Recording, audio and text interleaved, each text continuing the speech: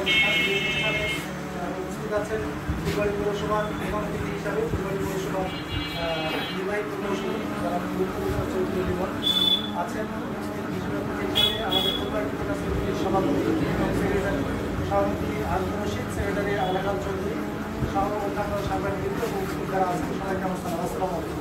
আমরা সব গরম প্রচণ্ড মনে হচ্ছে, এদিকে আমাদের ঘরটা একটু ছোট, যার কারণে আরও গরমটা বেশি হচ্ছে। আমরা সংক্ষিপ্ত আকারে একটু কথা শুনবো, তারপরে আমরা সেলাই মেশিন প্রধান অনুষ্ঠানে চলে যাবো। এই পর্যায়ে সংক্ষিপ্ত আকারে কথা রাখার জন্য অনুরোধ করছি মোটা সিউনিটির সেক্রেটারি জনাব আবেদ চৌধুরী সংক্ষিপ্ত আকারে কিছু কথা বলবেন।